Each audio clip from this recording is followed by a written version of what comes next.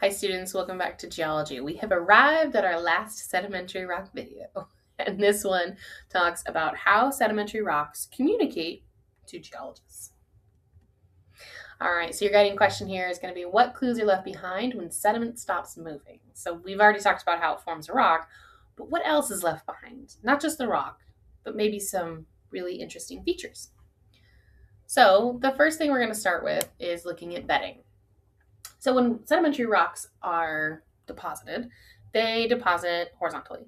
And this process or this fact is going to come up a couple of other times in the next few modules as we talk about geologic time and how we put events in order. Okay, so when sedimentary rocks are laid down, they're laid down horizontally as sediment and then eventually compact and form the sedimentary rock.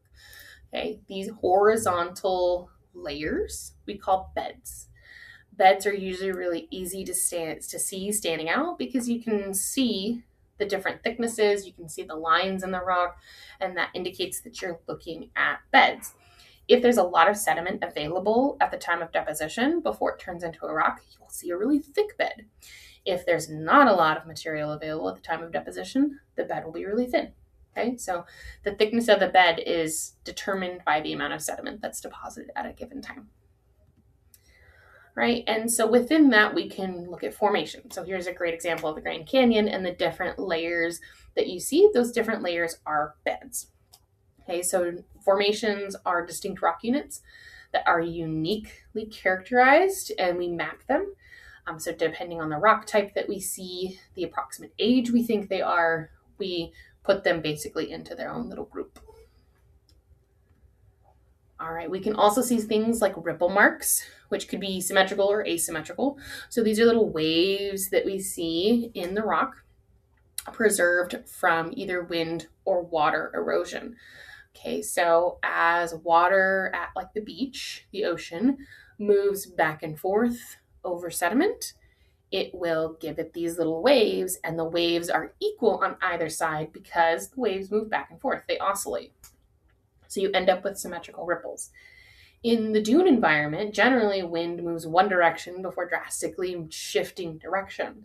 And so when wind is moving in one direction, it goes up the gradual side of the slope and then drops down. And when that happens, you end up with asymmetrical ripples. So here's some examples of what that might look like. So here's a dune where you see wind coming over the backside of the dune. And then on the slip face, there's little pebbles of sand, little pieces of sand that fall down and create that steeper slope. And so this is a large scale ripple, but you can even see within that photograph even smaller ripples. We also see mud cracks. So if we're looking at like clay bearing soils, when they experience water, they oftentimes, some of them, we call them fat clays, they absorb a lot of water, which is not necessarily great for like building on, but when the material, when the water starts to evaporate from the material, it oftentimes cracks the material. So we see this a lot in town or in the Central Valley anyway. We'll have some mud on the ground, it'll rain, that mud will be saturated, and then the next day the sun comes out bright, beautiful, and it evaporates that water really fast. And so it cracks everything. Okay. If more material gets dumped on top of it, so more deposition happens, we can see what we call a cast form, which is that upper left-hand photo there, and that shows the ridges going upwards, and that tells you that you're looking at a cast instead of a mold, the mold being the original mud crack. The next one is cross bedding. So this is not horizontal bedding, it's cross bedding.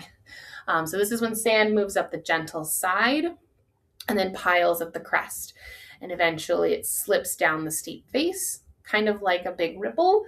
But if this happens over time, they stack up on top of each other. And so the slip face moves down current and is buried by the next avalanche of sand, and it piles up and piles up and piles up.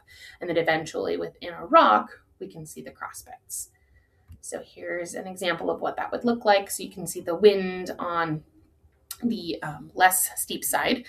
coming over and it's bringing material and it's coming down onto the steeper side there. And then as wind changes, your cross beds will also change. And cross beds can be various sizes.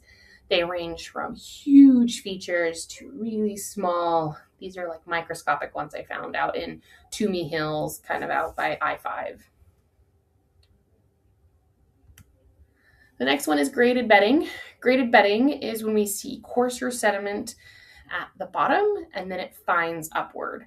So it's basically organized material. So the gravels are at the bottom and the clays are at the top. And this happens during turbidity in the ocean. So if we have something like a turbidite where a submarine landslide occurs, so we have a submarine canyon there, material fails, all of that sediment gets thrown up into the water column. And because water is much more dense than air, it ends up settling all of the material by density. So the first thing that settles is going to be gravel, and then sand, and then silt, and then clay. Okay, so you get this graded bedding.